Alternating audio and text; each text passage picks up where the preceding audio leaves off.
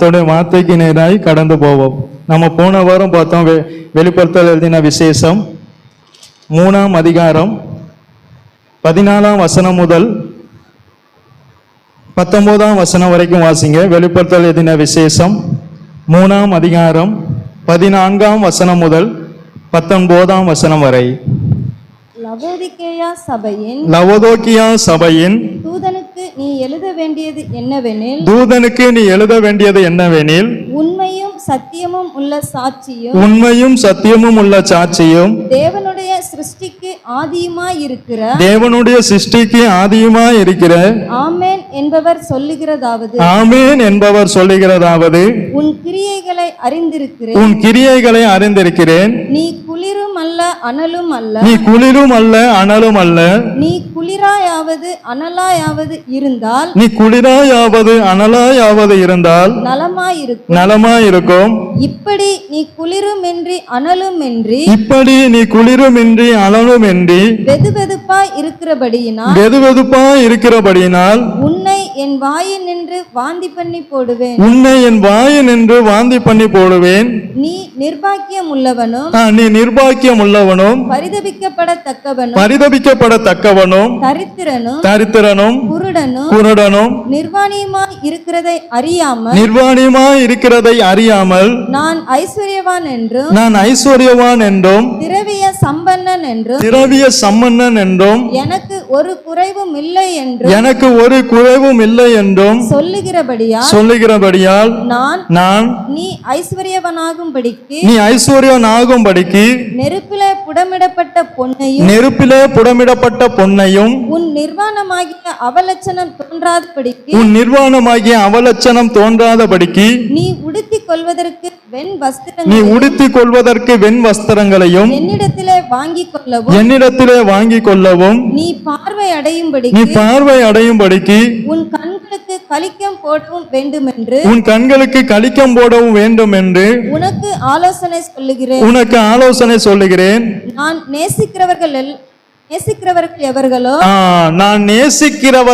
எவர்களோ அவர்களை கடிந்து கொண்டு சிட்சிக்கிறேன். போதும். வெளிப்படுத்தல் எழுதின விசேஷத்திலே மொத்தம் 7 விதமான சபை இருக்கு. அதுல 7வது சபை தான் லவோதிக்கேயா சபை. மற்ற 6 சபைக்கு இல்லாத ஒரு கிருபை இந்த 7வது சபைக்கு உண்டு. பாவம் எந்த இடத்துல அதிகமாக பெருகுதோ அந்த இடத்துல என்ன பெருகும்? கிருபை அதிகமாக பெருகும் என்று ரோமர் பவுல் என்ன செய்தார்? சொல்லுதார். அப்ப இந்த சபையில பாவங்கள் அதிகமா பெருகின போது தேவ கிருபை அதிகமா பெருகிருக்கு. அந்த கிருபை என்னவென்றால் நாம வாஸ்த 19ஆம் வசனத்தை வாசிங்க. 19ஆம் வசனம். நான் நேசிக்கிறவர்கள் எவர்களோ அவர்களை கடிந்து கொண்டு சிட்சிக்கிறேன். அப்ப 6 சபைக்கும் இல்லாத ஒண்ணு எங்க இருக்கு? இந்த லவோதிக்கேயா சபைக்கு கிடைச்சிருக்கு. என்ன கிடைச்சது? கிறிஸ்துவினுடைய நேசம். ஒரு சபைக்கு என்ன வேணும்? கிறிஸ்துவினுடைய நேசம். இந்த சபையை கர்த்தர் அதிகமாய் நேசிக்க போய் தான் என்ன சொன்னார்? நான் நேசிக்கிறவர்கள் எவர்களோ அவர்களை கடிந்து கொண்டு சிட்சிக்க. ஒரு சபையை கர்த்தர் கடிந்து கொள்ள காரணம் என்ன? அந்த சபையை கர்த்தர் நேசிக்க. யார கர்த்தர் சிட்சிப்பார்னு பாருங்க. எபிரேயர் 12ஆம் அதிகாரம்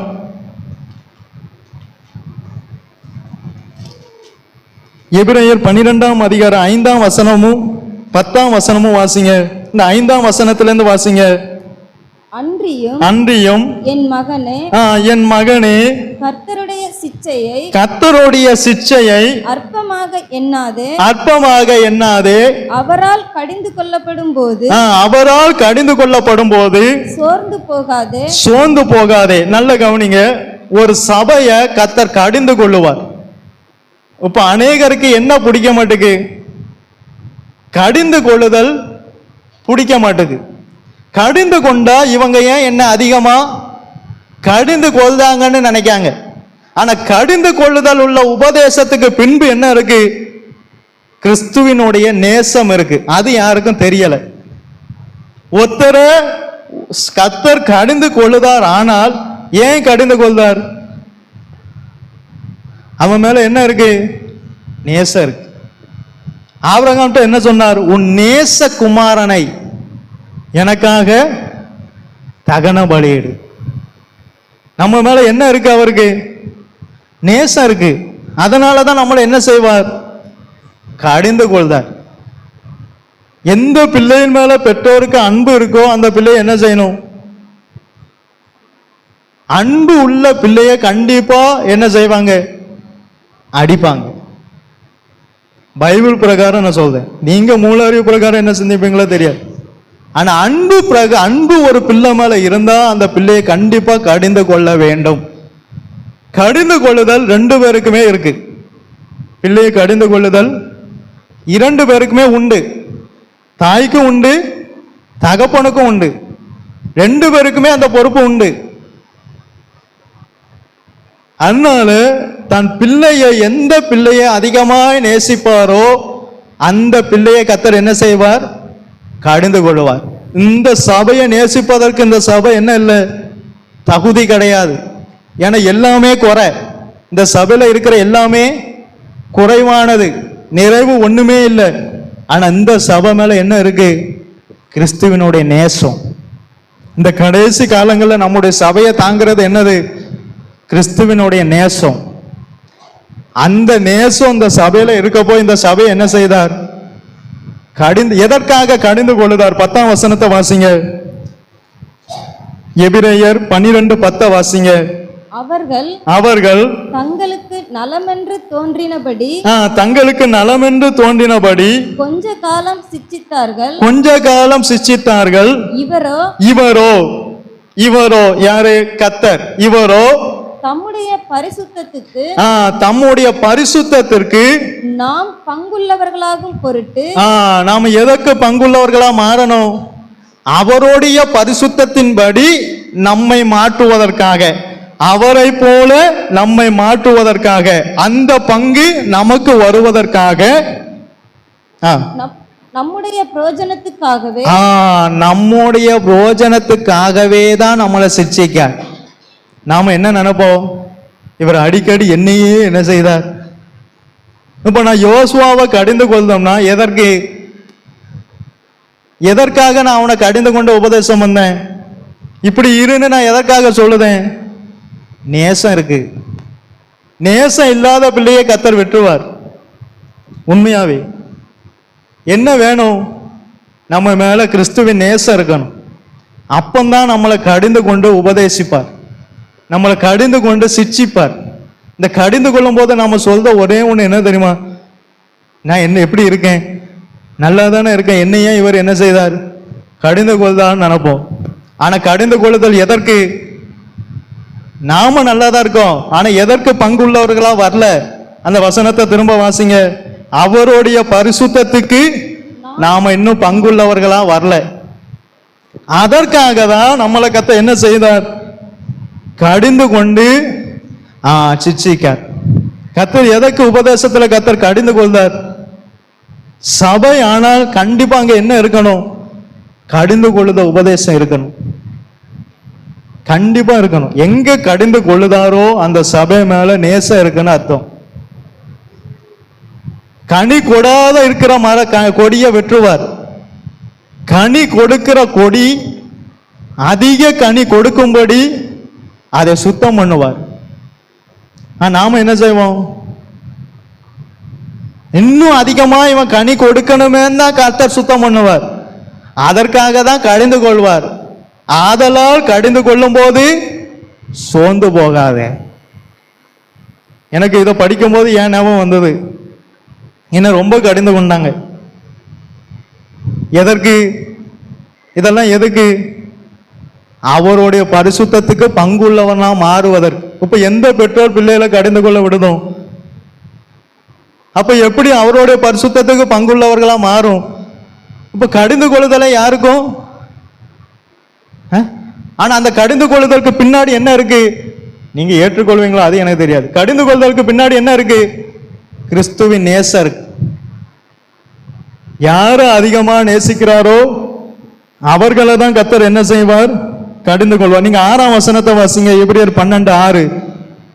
கர்த்தர் கர்த்தர் எவனிடத்தில் அன்பு கூறுகிறாரோ எவனிடத்துல அன்பு கூறுகிறாரோ அவனை அவர் சிட்சித்து அவனை தான் அவர் சிட்சிப்பார்.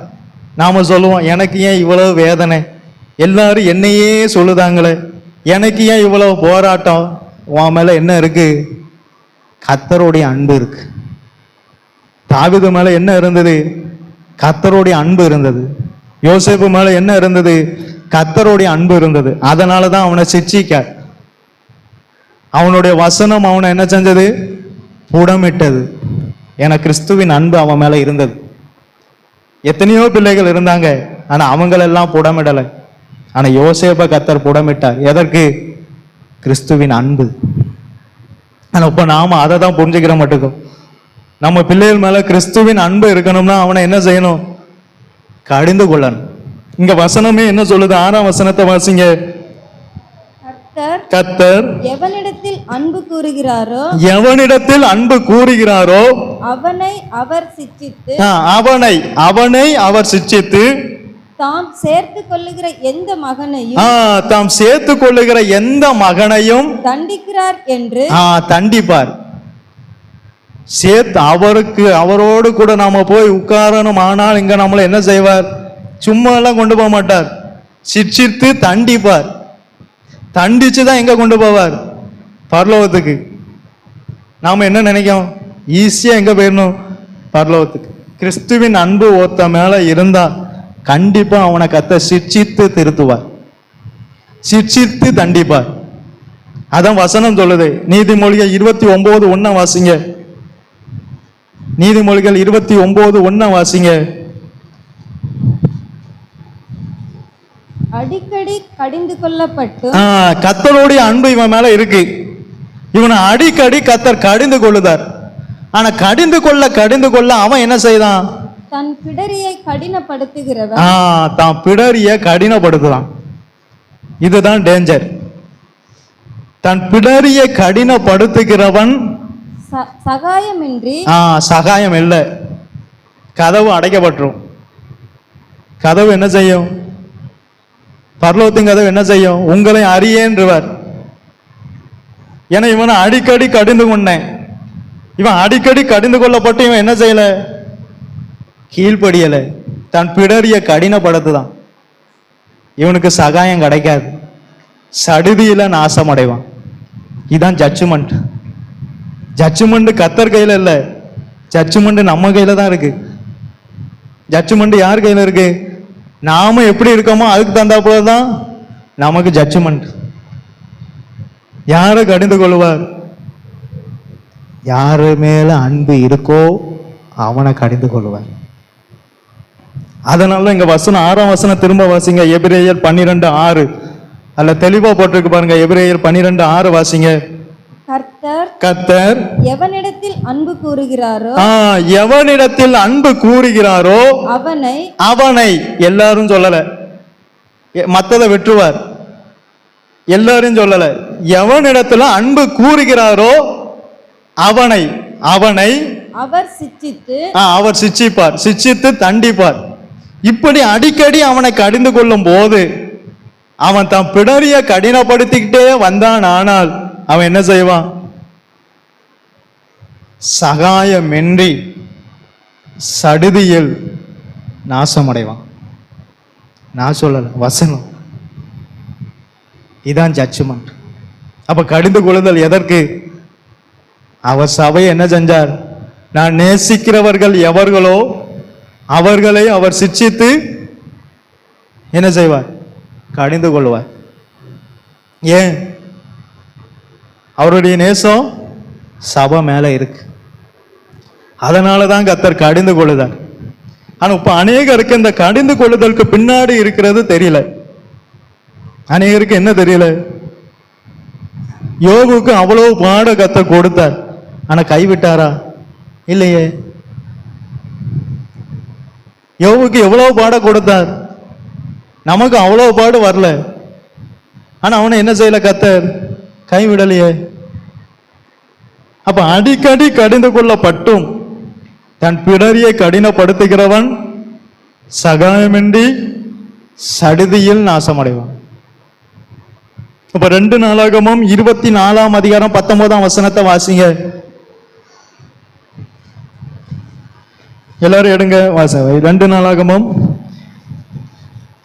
24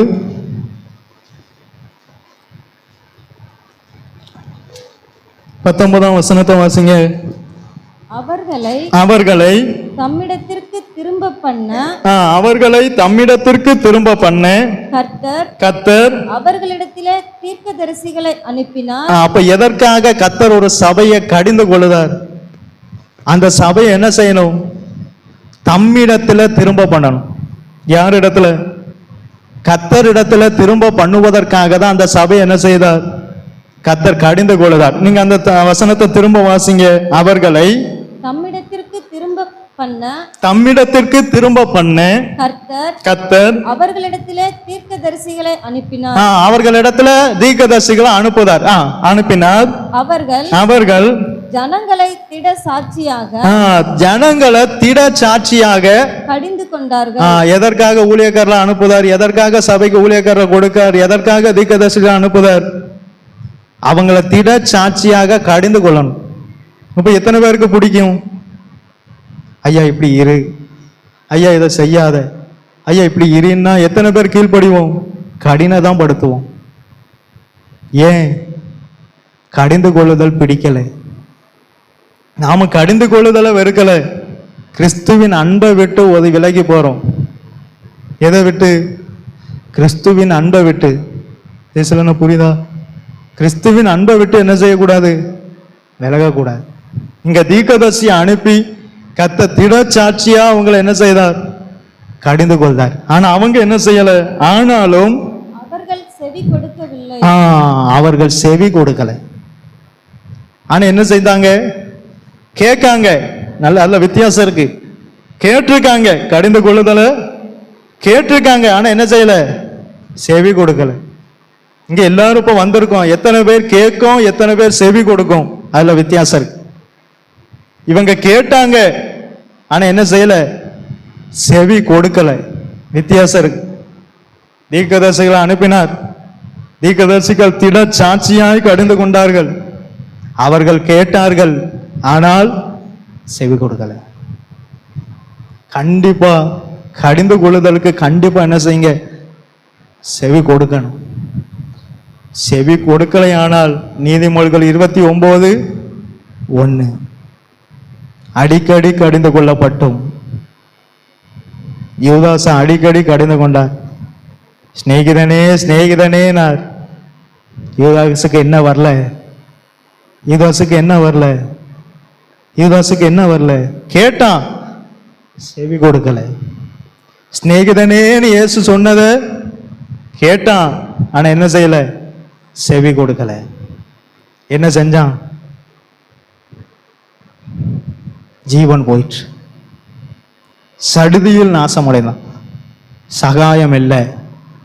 அவனுக்கு தேவனுடைய சகாயம் கிடைக்கல. பேதுருக்கு கிடைத்த தேவனுடைய சகாயம் யூதாசுக்கு கிடைக்கல. காரணம் அவன் செவி கொடுக்கல. கேட்கும் போது உணர்வு வராது, செவி கொடுத்தாதான் உணர்வு வரும். கேட்பதற்கும் செவி கொடுப்பதற்கும் வித்தியாசம் உண்டு. தேவனுடைய வார்த்தையை கேட்டால் உணர்வு வராது, அதற்கு செவி கொடுத்தால் மாத்திரமே உணர்வு வரும். சபையை கர்த்தர் நேசிக்கிறார். ஆதலால் கர்த்தர் சிட்சித்து தண்டிக்கிறார். எவரிடத்தில் அவன் அன்பு கூறுகிறாரோ அவனை சிட்சிப்பார். எது அதிக கனி கொடுக்கணுமோ அதை அவர் சுத்தம் பண்ணுவார். கர்த்தாவே என்னையே இப்படி சிட்சிக்கீங்க, சுத்தம் பண்ணும் போது வலிக்கும். என்னையே இவ்வளவு வேதனைப்படுத்துதீங்க, வலிக்கும். ஆனா அது யாருக்கு நன்மை? நமக்கு தான் நன்மை. நாம் அவருடைய பரிசுத்தத்துக்கு பங்குள்ளவர்களாகும் படிக்கு நம்முடைய போஜனத்துக்காகவே அவர் நம்மளை சிட்சிக்க. யாருக்காக? அவருக்காக அல்ல, நம்முடைய போஜனத்துக்காக அவர் என்ன செய்தார்? சிட்சிக்கார். அடுத்து வாசிங்க, நெகேமியா 13ஆம் அதிகாரம்.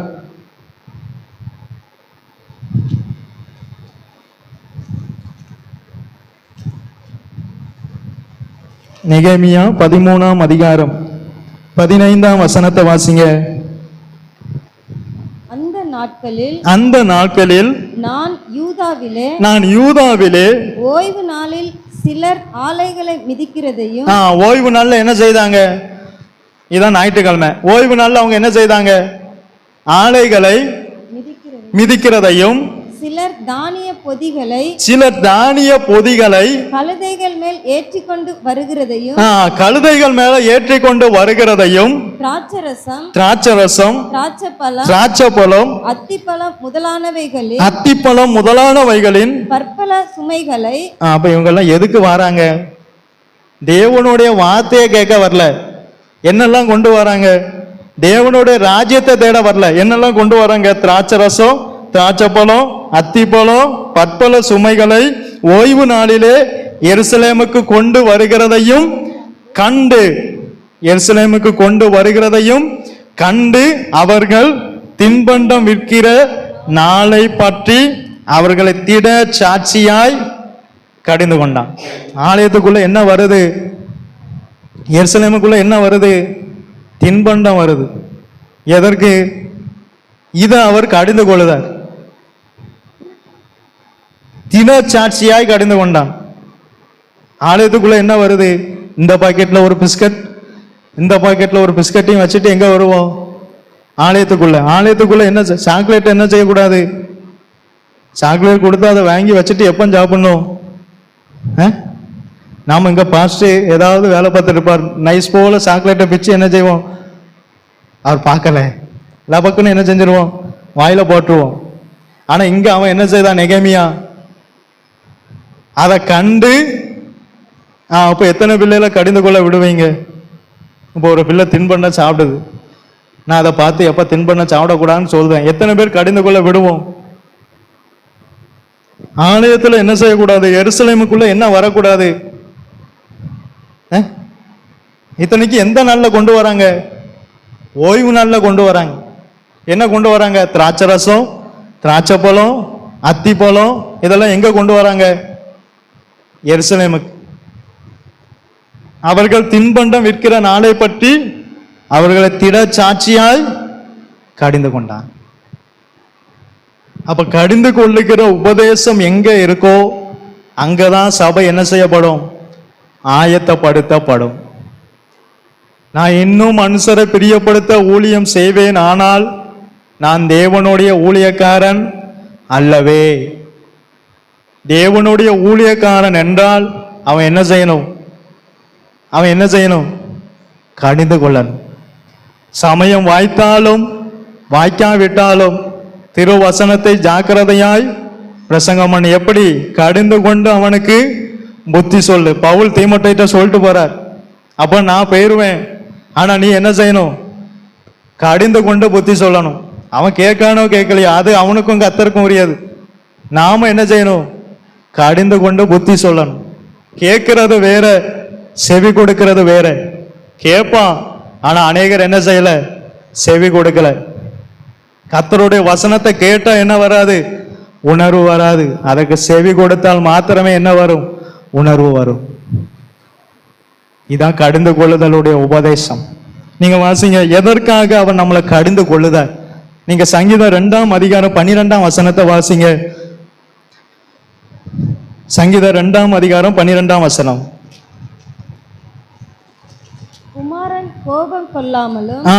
குமாரன் கோபம் கொள்ளாமலும் நீங்கள் வழியிலே அழியாமலும் இருக்கும்படிக்கு, நாம் வழியிலே அழியாமலும் இருக்கும்படிக்கு தான் நம்மளுக்கு கர்த்தர் என்ன செய்தார்? இந்த சபையை கர்த்தர் கடிந்து கொள்ளுதார்.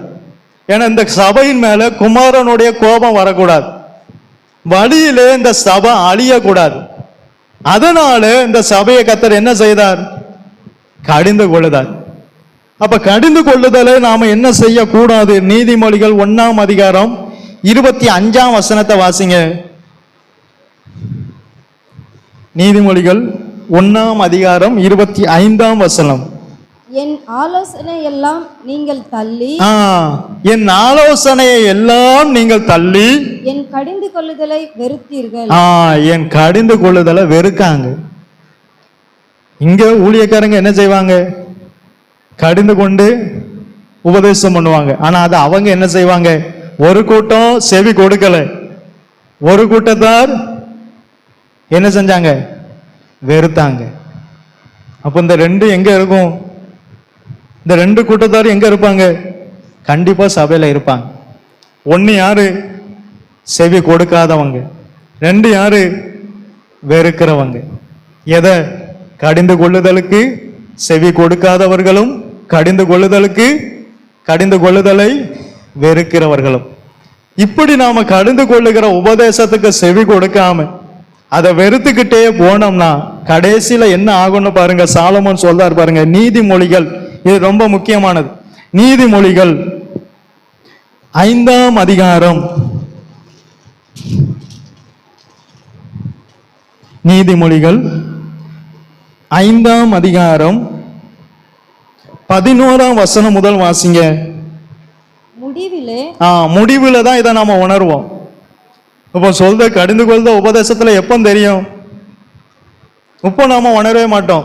எப்போ ஒன்னு நிக்கும், அப்பந்தான் முடிவிலே உன் மாம்சமும் உன் சரீரமும் உருவலியும் போது நீ துக்கித்து. அப்பந்தான் துக்கிப்போம். எப்போ? மரண படுக்கையில இருக்கும்போது நமக்குள்ள ஒரு துக்கம் வரும். என்ன துக்கம்? வாசிங்க. ஐயோ போதகத்தை நான் வெறுத்தேனே, போதகத்தை நான் வெறுத்தேனே, கடிந்து கொள்ளுதலை என் மனம் அலட்சியம் பண்ணினது. கடிந்து கொள்ளுதலை என் மனம் என்ன செய்யுது? அப்ப இது மூணாவது கூட்டத்தார். ஒன்னு கடிந்து கொள்ளுதலுக்கு செவி கொடுக்காத கூட்டத்தார், ரெண்டு கடிந்து கொள்ளுதலை வெறுக்கிற கூட்டத்தார், மூணு கடிந்து கொள்ளுதலை அலட்சியம் பண்ணுகிற கூட்டத்தார். அலட்சியம் பண்ணினதே என் போதகரின் சொல்லை நான் கேளாமலும். போதகர் சொல்லுவது எதற்கு? உப்பும் தெரியாது. எப்போ துக்கம் வருது? போதகர் சொன்னதுக்கெல்லாம் எப்போ துக்கம் வருது? மரண படுக்கையில வருது. உப்பு நல்லா தான் இருப்போம், அப்போ ஒரு ஆபத்தும் வராது. மரண படுக்கையில வரும் துக்கம். என் போதகரின் சொல்லை நான் கேளாமலும். இப்ப யாரு கேட்கா? என் போதகரின் சொல்லை நான் கேளாமலும் எனக்கு உபதேசம் பண்ணினவர்களுக்கு என் செவியை சாயாமலும் போனேனே. இதான் வித்தியாசம். கேட்டார், உபதேசம் பண்ணதை கேட்டார், செவிய சாய்க்கல. வித்தியாசம் இருக்கு. நம்ம எல்லாரும் நான் சொல்லும் போது என்ன செய்வீங்க? கேட்பீங்க. ஆனா எத்தனை பேர் செவி கொடுப்பீங்க? அதான் வித்தியாசம். கேட்கிறவங்கள என்ன செய்யக்கூடாது? செவி கொடுக்கிறவங்கள தான். நம்ம எல்லாருமே கேட்போம், எல்லாருமே என்ன செய்வோம்? கேட்டுட்டு போவோம். எத்தனை பேர் செவி கொடுக்கும்? ஒன்னு கடிந்து கொள்ளுதலை செவி கொடுக்காத கூட்டத்தார், ரெண்டு கடிந்து கொள்ளுதலை வெறுக்கிற கூட்டத்தார், மூன்று கடிந்து கொள்ளுதலை அலட்சியம் பண்ணுகிறவர்கள். இந்த மூணு கூட்டத்தாரும் கண்டிப்பா சபையில உண்டு. ஆனா சபை மேல என்ன இருக்கு? கிறிஸ்துவின் நேசம் இருக்கு. அதனால கர்த்தர் கடிந்து கொள்ளுதார், அதனால கர்த்தர் சிட்சிக்கார். ஆனா அது நம்ம கையில இருக்கு. என்ன இருக்கு? கடிந்து கொள்ளும் போது செவி கொடுக்கணும், கடிந்து கொள்ளும் போது அதை வெறுக்க கூடாது, கடிந்து கொள்ளும் போது அதை அலட்சியமா எண்ணக்கூடாது. ரொம்ப முக்கியம். நான் எதுக்காக சபைக்கு வாங்கன்னே? உப்பம் தெரியாது, உப்ப கண்டிப்பா தெரியாது, பின்னாடி தெரியும். முடிவிலே எதுல? உப்பு நல்லா தான் வண்டி ஓடும், முடிவிலே அங்கதான் தெரியும். நான் என் போதகரின் சொல்லை கேளாமல் போனேனே. உபதேசம் பண்ணினவங்களுக்கு செவி கொடாமல் போனேனே, முடிவுல தான் தெரியும்.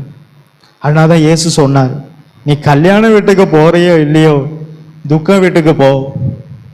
ஏன்னா அங்கதான் அவன் இம்மட்டும் நடந்த வழி எங்க தெரியும்?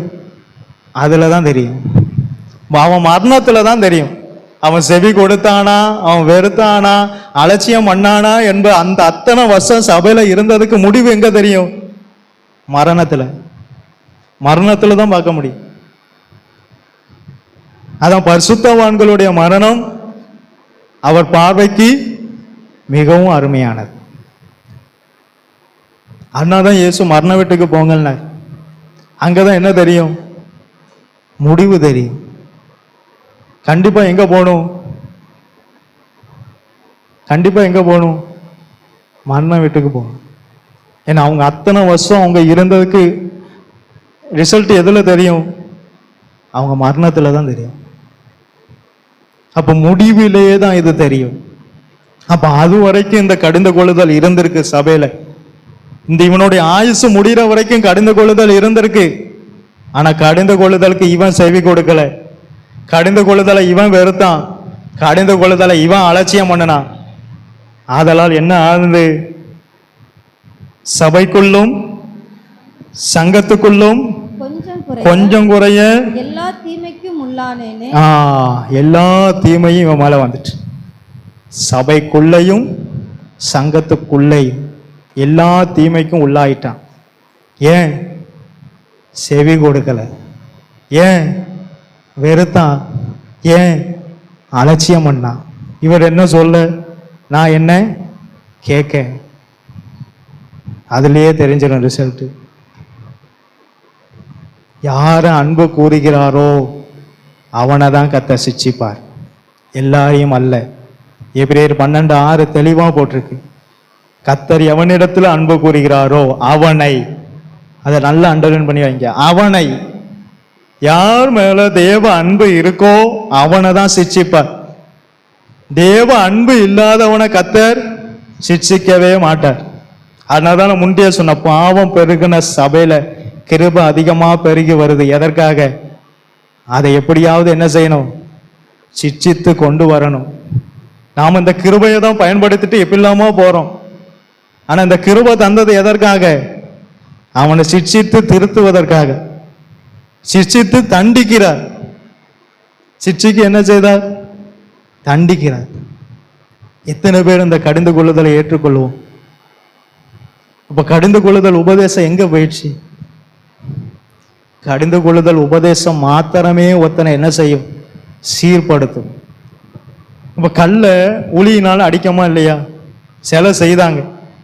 இல்லை இது ரொம்ப வலிக்கும், கல்லுக்கு கல்லுக்கு இது ரொம்ப வலிக்கும் அப்படின்னு அவர் நிப்பாட்டிட்டார்னா என்ன ஆகும்? ஒரு சிலை செய்யணும். இப்போ இந்த கல்லை உளியினால அடிக்கணும். கண்டிப்பா அது வலிய அடிச்சே ஆகணும். இப்போ அடிக்கணும். இவர் போய் அடிக்க போறாரு. இவர் போகும்போது ஒரு நினைப்பு வருது, இந்த கல்லை அடிச்ச அந்த கல்லுக்கு வலிக்குமே அப்படின்னு அவர் நினைச்சு அதை அடிக்காம விட்டார்னா அது என்ன ஆகாது? சிலையே ஆகாது. சிலை எப்படி வருது? அது எந்த அளவுக்கு அடிபடுதோ அந்த அளவுக்கு தான் அது உருவாக்கப்படுது. நாம இப்ப என்ன விரும்பவே மாட்டுக்கோம்? அடிபடவே விருப்பம் இல்லை. நமக்கு என்ன விருப்பம் இல்லை? நமக்கு என்ன விருப்பம் இல்லை? நமக்கு என்ன விருப்பம் இல்லை? அடிபட விருப்பம் இல்லை. அடி எதற்காக தாரார்? அடி எதற்காக தாரார்? அவனை மேல சுச்சி இருக்கு, யாராவது தெரிஞ்சவங்க போய் ஆஃப் பண்ணுங்க. அடி எதற்காக தாரார்? அவனை உருவாக்குவதற்கு. அடிபடும் போது என்ன செய்யும்? கல்ல அடிக்கும் போது என்ன செய்யும்? கல்ல அடிக்கும் போது என்ன செய்யும்? ஆனா எதற்காக அடிக்கார்? அவனை உருவாக்கணுமே. இல்லைன்னா அவன் என்ன செய்வான்? இப்படியே தான் இருப்பான். கல் எப்படி இருக்கும்? கல்லாதான் இருக்கும். அதை அடிச்சாதான் சிலை வரும். கல்லை அடிக்காம விட்டா என்ன வராது? சிலை வராது. உருவாக்கப்பட்ட மனுஷனை தான் ஏதேன்ல வச்சார். யார? உருவாக்கப்பட்ட மனிதனை ஏதேனிலே வைத்தார். அப்ப நாம என்ன செய்யணும்? நாம என்ன செய்யணும்? நாம என்ன செய்யணும்? நாம என்ன செய்யணும்? எங்க நாம என்ன செய்யணும்? கடிந்து கொள்த உபதேசத்தை வெறுப்போம். கடிந்து கொள்தலுக்கு செவி கொடுக்க மாட்டோம். கடிந்து கொள்ளுதலை என்ன செய்வோம்? அலட்சியம் பண்ணுவோம். அப்ப நாம என்னைக்கு உருவாக்கப்பட நாம என்னைக்கு உருவாக்கப்படணும். ஆனால் கண்டிப்பா என்ன செய்யணும்? கடிந்து கொள்ளுதலுக்கு செவி கொடுங்க. இல்லை நான் உருவாக்கப்பட வேண்டாம் அப்படின்னா செவி கொடுக்காதீங்க, அதை வெறுங்க, அதை அலட்சியம் பண்ணுங்க. அது உங்களுக்கும் தேவனுக்கும் உரியது. ஆனா நான் கடிந்து கொண்டு புத்தி சொல்லணும். அது என்மேல் விழுந்த கடமை. அதை யாருக்காக மாற்றக்கூடாது. நான் உங்களை பிரியப்படுத்த நான் பிரசங்கம் பண்ணோம்னா நான் தேவனுடைய ஊழியக்காரன் அல்ல. நான் அங்க பிரியப்படுத்தணும், அவருக்கு தான் கணக்கு கொடுக்கணும். உங்களுக்கு நான் கணக்கு கொடுத்தாலும் கொடுக்கட்டாலும் நீங்க என்ன திருப்பி சொல்லுவீங்க? அப்படியும் பேசுவீங்க, இப்படியும் பேசுவீங்க. ஆனா நான் கணக்கு யாருக்கு கொடுக்கணும்? அவருக்கு தான் கொடுக்கணும். அதனால நீர் எனக்கு கொடுத்த வார்த்தையை நான் அவர்களுக்கு கொடுத்தேன், அதனாலே நான் பூமியிலே உம்மை மகிமைப்படுத்தினேன், இன்னமும் மகிமைப்படுத்துவேன். இயேசுக்கு ஒரு பேர் சொன்னாங்க, நீ சத்தியத்தை சத்தியமாய் போதிக்கிறவன் சொன்னாங்க. ஆனா அவங்க சத்தியத்தை ஏற்றுக்கொள்ளலை. வித்தியாசம் நிறைய இருக்குங்க. சபைக்குள்ள இருந்தாலும் எத்தனை பேர் செவி கொடுக்கும், எத்தனை பேர் வெறுக்கும். ஆனா எல்லாருமே யாரு? விசுவாசிகள் தான். ஆனா அந்த மெய்ப்பனுக்கு தான் தெரியும் எத்தனை பேர் கடிந்து கொள்ளுதலை வெறுக்காங்க, எத்தனை பேர் கடிந்து கொள்ளுதலுக்கு செவி கொடுக்காங்க, எத்தனை பேர் அலட்சியம் வந்தாங்கன்னு எனக்கு தெரியும். கண்டிப்பா எனக்கு தெரியும். நான் வேதனையோட தான் நிற்பேன். ஆனா நான் அவர்கிட்ட சொல்லிடுவேன். ஆனா நீங்க தான் என்ன செய்யணும்? கணக்கு கொடுக்கணும். கடிந்து கொண்டார். எதற்காக? ஏன் கடிந்து கொண்டார்? ஏன் கடிந்து கொண்டார்? கர்த்தருடைய கோபத்தினால் அல்ல, கர்த்தருடைய அன்பு. நாம அன்புக்கு முன்னாடி என்ன இருக்கு? கடிந்து கொள்ளுதல். கடிந்து கொள்ளுதலுக்கு முன்னாடி என்ன இருக்கு? தேவ அன்பு. அடுத்து வாசிங்க, நீதிமொழிகள் 15ஆம் அதிகாரம் 32ஆம் வசனத்தை வாசிங்க. புத்திமதியை தள்ளி விடுகிறவன் புத்திமதியை தள்ளி விடுகிறவன் தன் ஆத்துமாவை வெறுக்கிறான். தன் ஆத்துமாவை வெறுக்கிறான். கடிந்து கொள்ளுதலை கேட்கிறவனோ கடிந்து கொள்ளுதலை கேட்கிறவனோ ஞானம் அடைவான். அவன் ஞானம் அடைவான். பாவிகள் அவனுக்கு நயங்காட்டினாலும் அவன் சம்மதிக்க மாட்டான். ஏன்னா அவன் கடிந்து கொள்ளுதலுடைய உபதேசத்தை கேட்டவன். அவன் எதை கேட்டான்? கடிந்து கொள்ளுதலுடைய உபதேசத்தை கேட்டான். அதனால அவன் எதை அடையுதான்? ஞானத்தை அடையுதான். என்ன ஞானம்? தேவ ஞானம். பேதைகளே, பேதைகளாகிய வாலிபருக்குள்ளே ஒரு புத்தியீனமான ஒரு வாலிபனை நான் கண்டேன். காரணம், அவனுக்கு கடிந்து கொள்ளுதலுடைய உபதேசத்தை யாரும் கொடுக்கல. இப்போ வாலிப பிள்ளைகளுக்கு அதிகமா என்ன கொடுக்கணும்? அதிகமா இந்த காலத்துல கொடுக்க வேண்டியது கடிந்து கொள்ளுதலுடைய உபதேசம். அவனை போய் எப்பா நீ நல்லா இரு, நீ நல்லா வரணும் அப்படி சொன்னா யாரும் கேட்க மாட்டாங்க. அவனை கடிந்து கொண்டாதான் அவன் கேட்பான். அது அவன் இஷ்டம். செவி கொடுக்கானோ கெடுக்கலையோ அது அவனுக்கும் தேவனுக்கு உரியது. என பேதையர்கள் ஆகிய வாலிபருக்குள்ளே ஒரு புத்தியீனமான வாலிபனை கண்டேன் என்று சாலமோன் சொன்னார். ஏன்? அங்க கடிந்து கொள்ளுதல் இல்லை. சபையில என்ன இருக்கணும்? கண்டிப்பா கடிந்து கொள்ளுதல் இருக்கணும்.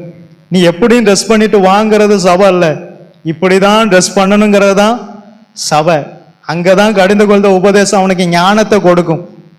இல்லைன்னா அவன் பேதையாவும் புத்தியீனமாகவும் தான் இருப்பான். சபை கடிந்து கொள்ளுதல் உபதேசத்துக்கு என்ன செய்யணும்?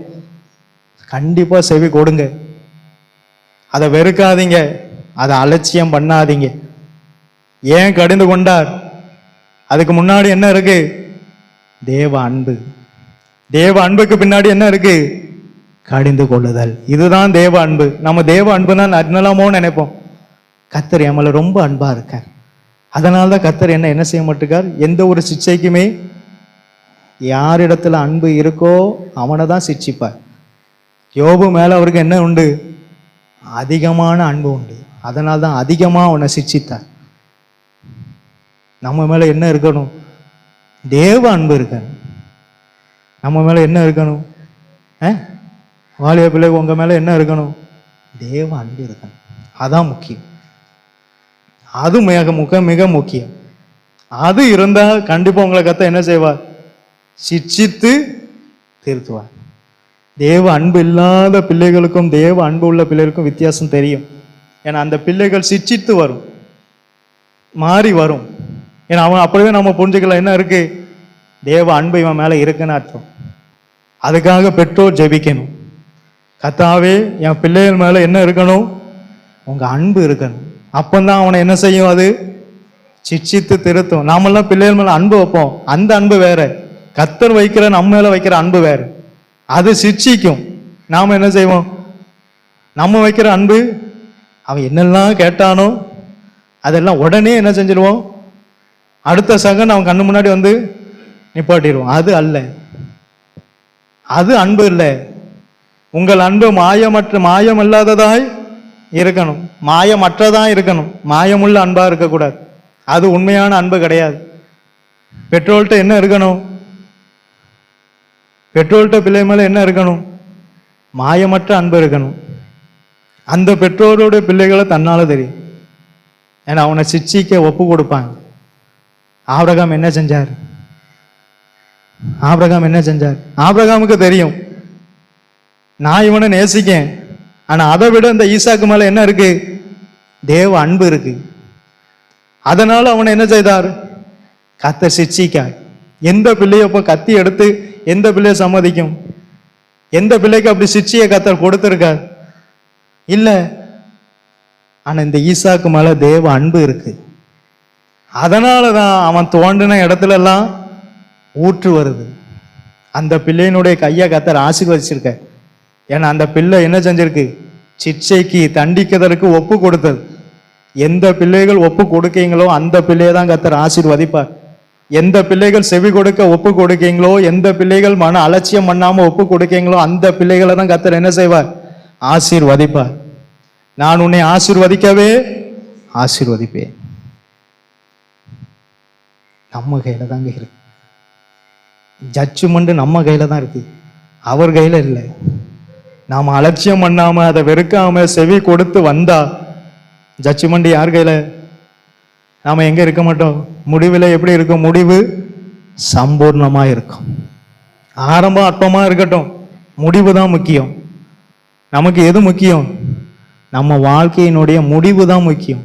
அது சம்பூர்ணமாகும். அது சம்பூர்ணமாகனா யார் கையில இருக்கு? நம்ம கையில தான் இருக்கு. உங்க பிள்ளைகளை நல்லா வளங்க, கடிந்து கொண்டு அவனுக்கு உபதேசம் பண்ணுங்க. செவி கொடுத்தா அவனுக்கு ஆசீர்வாதம், அதை வெறுக்காம இருந்தா அவனுக்கு ஆசீர்வாதம். அவன் அதை அலட்சியம் பண்ணாம இருந்தா அவனுக்கு ஆசீர்வாதம். அவன் அதை அலட்சியம் பண்ணாமனா அது அவனுக்கும் தேவனுக்கும்.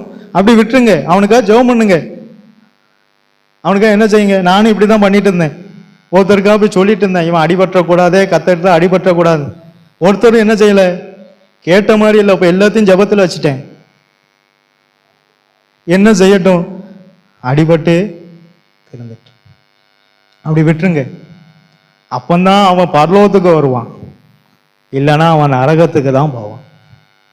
அவன் பரலோகம் வரணும்னா அடிபட்டு திருந்தட்டும். நரகத்துக்கு போகணும்னா அவனை நீங்க எப்படியும் பார்த்துக்கிடுங்க. அது உங்களுக்கும் தேவனுக்கும் உரியது. கடைசி ஒரு வசனத்தை வாசிங்க, நீதிமொழிகள் 27:5 வாசிங்க. மறைவான சிநேகத்தை பார்க்கிலும் மறைவான சிநேகத்தை பார்க்கிலும் வெளிப்படையான கடிந்து கொள்ளுதல் நல்லது. இதான் நல்லது. இதான் என்னது? இப்ப நான் யோசுவாவை கடிந்து கொள்ளுதேன். இவன் சபை முடிஞ்சு, உதாரணமா சொல்ல, சபை முடிஞ்சு வெளியே போறான். உடனே ஆகாஷ் போய் நீ கவலைப்படாத, அவர் அப்படிதான் சொல்லுவார். பொதுவா நீ கவலைப்படாத, அவர் அப்படிதான் சொல்லுவார் அப்படின்னு சொன்ன உடனே அவனுக்கு யார் மேல அன்பு வரும்? அவனுக்கு யார் மேல நம்பிக்கை வரும்? அவன் மேலதான் வரும். இதுதான் மறைவான சிநேகத்தை பார்க்கிலும் வெளிப்படையான கடிந்து கொள்ளுதல் நல்லது. இப்ப யாரு இதாயிருவாங்க? இப்ப யாரு இதாயிருவா? இப்ப நான் அவனை கடிந்து கொள்ளுதேன், அவன் நேராக வெளியே போறான். ஆராதனை முடிஞ்சது, நான் வீட்டுக்குள்ள போயிருந்தேன். இவன் நேராக, உதாரணமா தான் சொல்றேன், ஆகாஷ் நேராக இவன்ட்ட போறான். நீ கவலைப்படாத, அவர் அப்படிதான் சொல்லுவார், எல்லாம் சரியாரு, நீ அதெல்லாம் எடுக்காத அப்படின்னு சொல்லலாம். இப்ப அவனுக்கு யார் இதா தெரியும்? மறைவான ஸ்நேகம்தான், உதாரணமா சொல்ல, மறைவான ஸ்நேகம்தான் அவனுக்கு பெரிதா தெரியும். ஆனா இங்க வெளிப்படையா இருந்த கடிந்து கொள்ளுதலில் அவனுக்கு பெருசா தெரியாது. ஏன்? இதான் உலகம். வெளிப்படையான கடிந்து கொள்ளுதல் நல்லது, மறைவான சிநேகத்தை பார்க்கிறோம். சிம்சோனுக்கு கண்ணியே எங்க? மறைவான சிநேகம். சிம்சோனுக்கு கண்ணியே எங்க? மறைவான சிநேகம். அவங்கள தான் நம்ப கூடாது. வெளிப்படையா கடிந்து கொள்ளுதாங்களே அவங்கள நம்பலாம். நீ செய்யறது தப்புன்னு சொல்றாங்களே அவங்கள. ஆனா மறைவான சிநேகத்தை, பகையோடு இருக்கும் எருதுகறியை பார்க்கிலும் ஸ்நேகத்தோடு கொடுக்கிற இலைக்கறி நல்லது. அவன் பகையை வச்சுட்டு என்ன கொடுப்பான்? நல்ல ஆடை வெட்டி நல்ல சாப்பாடு கொடுப்பான். ஆனா ஸ்நேகத்தோடு தர இலைக்கறி நல்லது. இயேசு ஐஸ்வர்யான் போட்ட காசை பார்க்கல, ஸ்நேகத்தோடு போட்ட 2 காசை பார்த்தார். அது நல்லது, அவருக்கு அது போதும். கோடி கோடியாக கொடுக்கிறவனை விட தேவ அன்போடு 10 ரூபா கொடுத்தாலும் அது நல்லது. பகையோடு இருக்கும் எருதுகறியை பார்க்கிலும் ஸ்நேகத்தோடு கொடுக்கிற இலைக்கறி நல்லது. நீதிமொழிகள் வாசிங்க, நிறைய அர்த்தம் இருக்கு. நிறைய பேரை நம்ம படிக்கலாம், அதுல நிறைய ஆழம் இருக்கு. ஜெபிப்போம். நல்ல பிதாவே, உம்மை துதிக்கிறோம் கர்த்தாவே. எதற்குமே தகுதி இல்லாத எங்களை உம்முடைய சந்நிதி கூட்டி சேர்த்த தயவுக்காய் உம்மை ஸ்தோத்திரம் அப்பா. இயேசுவே, நாங்கள் எக்காரணத்தை கொண்டும் கடிந்து கொள்ளுதல உபதேசத்தைக்கு செவி கொடுக்காமல் அதை வெறுக்கவோ அதை அலட்சியம் பண்ணவோ கூடாதப்பா. கடிந்து கொள்ளுதலுக்கு முன்பு தேவ அன்பு எங்கள் மேல் உண்டு அல்லவோ கர்த்தாவே. நீர் எங்களை அன்பு கூறுகிறதினால் அல்லவோ கர்த்தாவே எங்களை நீர் கடிந்து கொள்ளுகிறீர் கர்த்தாவே. கடிந்து கொள்ளுகிற உபதேசத்துக்கு இனி நாங்கள் செவி கொடுத்து அதை அலட்சியம் பண்ணாமல் அப்படியே ஏற்றுக்கொள்ள எங்களுக்கு கிருபை தாரும். அந்த சாலமோனை போல, சாலமோன் சொல்லப்பட்டவனை போல முடிவிலே என் போதகர் சொல்லை கேளாமலும் எனக்கு உபதேசம் பண்ணினவர்களுக்கு செவி கொடாமலும் போனேனே என்று நாங்கள் துக்கப்படாத படிக்கு எங்களை சீர்படுத்தும், எங்களை ஸ்திரப்படுத்தும், எங்களை பலப்படுத்தும், எங்களை நிலைநிறுத்தும் அப்பா. நாங்கள் கல்லாய் இருக்கக்கூடாது கர்த்தாவே, நாங்கள் சிலையாய் நிற்கணுமே கர்த்தாவே. எங்களுக்கு கிருபை தாரும். நாங்கள் ஒவ்வொருவரும் உருவாக்கப்பட எங்களுக்கு கிருபை செய்யும். வந்த ஒவ்வொருவரை நீர் ஆசீர்வதியும். உம்முடைய நாம மாத்திரம் மகிமைப்படட்டும். இயேசுவின் நாமத்தினால் ஜெபங்கேலும் ஜீவனுள்ள நல்ல பிதாவே, ஆமென். என் ஆத்மாவே கர்த்தரை சோதரி, என் முழு உள்ளமே பரிசுத்த நாமத்தை சோதரி. என் ஆத்மாவே கர்த்தரை சோதரி, கர்த்தர் செய்த சகல உபகாரங்களையும் மறவாதே. ஆமென். பிதாவாகிய தேவனுடைய அன்பும் கர்த்தராகிய இயேசு கிறிஸ்துவினுடைய கிருபையும் பரிசுத்த ஆவியானவரோட ஐக்கியம் இன்றும் என்றும் எப்போதும் அவர் வருகை வரை நாம் அனைவரோடும் கூட இருப்பதாக. ஆமென். ஜெய கிறிஸ்து ஜயமாக நடத்திடுவார். ஜய கிறிஸ்து மோசகிரா ஜயம் ஜய கீதங்கள் நாம் பாடியே ஜய கொடியாம் ஏற்றிடுவோம். ஜயம் அல்லேலூயா அவன் நாமத்திற்கு, ஜயம் அல்லேலூயா அவன் நாமத்திற்கு. இயேசு கிறிஸ்து முகாந்தரம் நமக்கு ஜெயம் தந்த கர்த்தருக்காய் 3 அல்லேலூயா சொல்லுவோம். அல்லேலூயா, அல்லேலூயா, அல்லேலூயா.